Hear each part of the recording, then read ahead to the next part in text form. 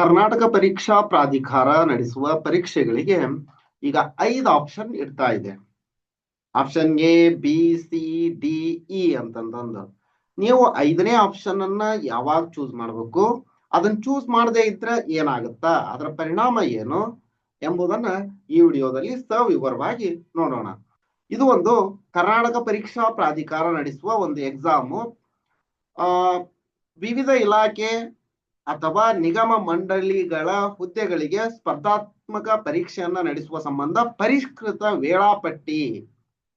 ಪರಿಷ್ಕೃತ ಪರೀಕ್ಷಾ ವೇಳಾಪಟ್ಟಿಯನ್ನ ಬಿಟ್ಟೈತಿದೆ. ಈಗ ಕೇಳಿದವರು ನೋಡ್ರಿ, ಕರ್ನಾಟಕ ಪರೀಕ್ಷಾ ಪ್ರಾಧಿಕಾರವು ದಿನಾಂಕ 19/11/2025 ಪ್ರಕಟಿಸಿದ ವೇಳಾಪಟ್ಟಿಯಲ್ಲಿ ಮಾರುಕಟ್ಟೆ ಮೇಲ್ವಿಚಾರಕರ ಹುದ್ದೆಗಳಿಗೆ ದಿನಾಂಕ 10/1/2026 ಮತ್ತು ಕಿರಿಯ ಅಧಿಕಾರಿ ಉತ್ಪಾದನೆ ಮತ್ತು ನಿರ್ವಹಣೆ ಅವರಿಗೆ 12/1/2026 ಪರೀಕ್ಷೆ ನಡೆಸುವುದೆಂದು ತಿಳಿಸಲಾಗಿತ್ತು. ಆದರೆ ತಾಂತ್ರಿಕ ಕಾರಣದಿಂದ ಈ ಕೆಳಕಂಡಂತೆ ವೇಳಾಪಟ್ಟಿಯನ್ನ ಪರಿಷ್ಕರಿಸಲಾಗಿದ್ದು, ದಿನಾಂಕ ಯಾವಾಗ ಹೇಳ್ಯಾರ, 19/11/2025 ವೇಳಾಪಟ್ಟಿಯಲ್ಲಿ ಯಾವುದೇ ಬದಲಾವಣೆಗಳಿರುವುದಿಲ್ಲ. ಅಲ್ಲಿ ಒಂದು ವೇಳಾಪಟ್ಟಿ ಬಿಟ್ಟಾರಲ್ಲ, ಅದ್ರೊಳಗೆ ಯಾವುದೇ ಬದಲಾವಣೆ ಇರಲ್ಲ. ನೋಡ್ರಿ, ದಿನಾಂಕ ಮತ್ತು ದಿನ 18/1/2026 ಭಾನುವಾರ ಇಲಾಖೆ ನಿಗಮ ಮಂಡಳಿ KSDL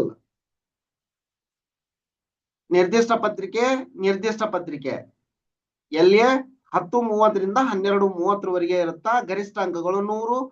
ಕೃಷಿ ಮಾರುಕಟ್ಟೆ ಇಲಾಖೆ ಮಾರುಕಟ್ಟೆ ಮೇಲ್ವಿಚಾರಕರು ನಿರ್ದಿಷ್ಟ ಪತ್ರಿಕೆ ಮಧ್ಯಾಹ್ನ 2:30 ರಿಂದ 4:30 ಇರುತ್ತಾ, 100 ಅಂಕಗಳು.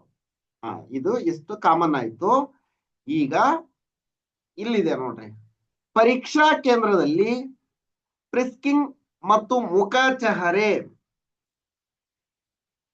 ಪರಿಶೀಲಿಸಿ ಪ್ರವೇಶ ನೀಡುವುದರಿಂದ, ಫೇಸ್ ಕ್ಯಾಪ್ಚರ್ ಮಾಡಿ ಪ್ರವೇಶ ನೀಡುವುದರಿಂದ 2 ಗಂಟೆ ಮುಂಚಿತವಾಗಿ ಪರೀಕ್ಷಾ ಕೇಂದ್ರದೊಳಗೆ ಹಾಜರಾಗತಕ್ಕದ್ದು. ಈಗ KEA ನಡೆಸುವ ಪರೀಕ್ಷೆಗಳಿಗೆ ಮುಖಚಹರೆಯನ್ನ ಕ್ಯಾಪ್ಚರ್ ಮಾಡ್ತಾರ, ಫೇಸ್ ಕ್ಯಾಪ್ಚರ್ ಅಂತಾರ ಅದಕ್ಕ. ಅದನ್ನ ಮಾಡೋದ್ರಿಂದ 2 ಗಂಟೆ, ಈಗ ಎಕ್ಸಾಮ್ ಟೈಮ್ ಟೇಬಲ್ 10:30 ಐತಿಲ್ಲ, 8:30 ಅನ್ನೋಳಗೆ ಅಲ್ಲಿ ಇರ್ಬೇಕು ಅವರು. ಆತರ ಋಣಾತ್ಮಕ ಮೌಲ್ಯಮಾಪನವಿದ್ದು, ಇದು ಇಂಪಾರ್ಟೆಂಟ್. ಈಗ ಋಣಾತ್ಮಕ ಮೌಲ್ಯಮಾಪನವಿದ್ದು ಪ್ರತಿ ತಪ್ಪು ಉತ್ತರಕ್ಕೆ 1/4 ಅಂಕಗಳನ್ನ ಕಡಿತಗೊಳಿಸಲಾಗುವುದು. ನೋಡ್ರಿ, ತಪ್ಪು ಉತ್ತರಕ್ಕೆ 4ನೇ 1 ಭಾಗ ಕಡಿತ ಅಂಕವನ್ನ ಕಡಿಮೆ ಮಾಡ್ತಾರ ಅಂತ, 0.25 ಆಗತ್ತ. ನೆಕ್ಸ್ಟ್ ಈಗ ಹೇಳ್ತಲ್ಲ, ಉತ್ತರಿಸದೇ ಇರುವ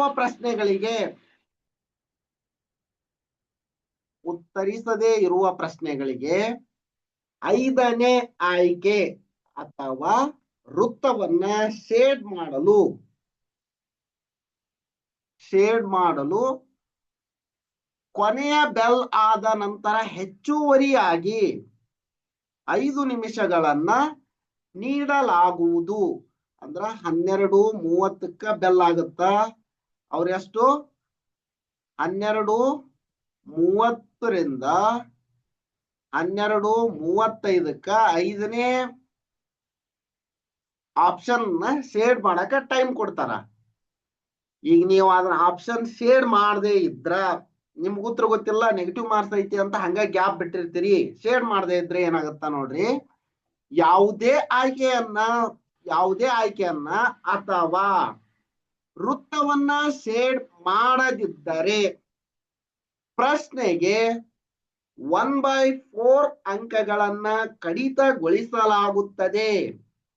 ನೀವು 5ನೇ ಆಪ್ಷನ್ ಅನ್ನ ಶೇಡ್ ಮಾಡದೇ ಇದ್ರ ನಿಮ್ಗೆ 1/4 ಅಂಕ ಹೋಗುತ್ತಾ.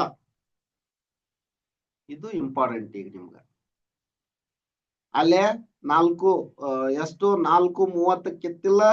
4:30 ರಿಂದ 4 ಗಂಟೆ 35 ನಿಮಿಷದವರೆಗೂ 5 ನಿಮಿಷ ಟೈಮ್ ಕೊಡ್ತಾರ ಎರಡನೇ ಪೇಪರ್ಗೆ. ಇಲ್ಲೇ 12:30ರಿಂದ 12:35 5ನೇ ಆಪ್ಷನ್ ಅನ್ನ ಶೇರ್ ಮಾಡಾಕ ಟೈಮ್ ಕೊಡ್ತಾರ. ಅಂದ್ರೆ ಇದು ಈಗ ನೆಗೆಟಿವ್ ಮಾರ್ಕ್ಸ್ ಇದ್ದಾಗ 5ನೇ ಆಪ್ಷನ್ ಇಟ್ಟರು ಅವರು. ನೆಗೆಟಿವ್ ಮಾರ್ಕ್ಸ್ ಇಲ್ಲ ಅಂತಂದ್ರ ಯಥಾ ರೀತಿ 4 ಆಪ್ಷನ್ ಕೊಡ್ತಾರ, ಯಾವುದೇ ಒಂದು ಆಪ್ಷನ್ ಅನ್ನ ಚೂಸ್ ಮಾಡೋದು. ಅಂದ್ರೆ ಕೆಸೆಟ್ಗೆ ಇದು ಅಪ್ಲಿಕೇಬಲ್ ಆಗತ್ತಾ ಅಂತಂದ್ರ ಕೆಸೆಟ್ಗೆ ನೆಗೆಟಿವ್ ಮಾರ್ಕ್ಸ್ ಯಾವಾಗ ಇಡ್ತಾರ ಅವಾಗ ಅಪ್ಲಿಕೇಬಲ್ ಆಗತ್ತಾ.